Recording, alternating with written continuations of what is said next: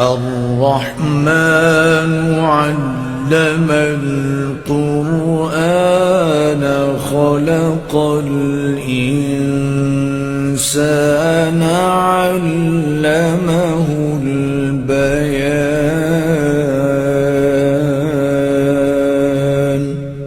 الشمس والقمر بحسبان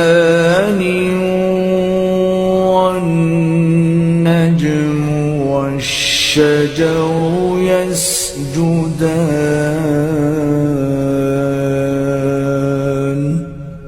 والسماء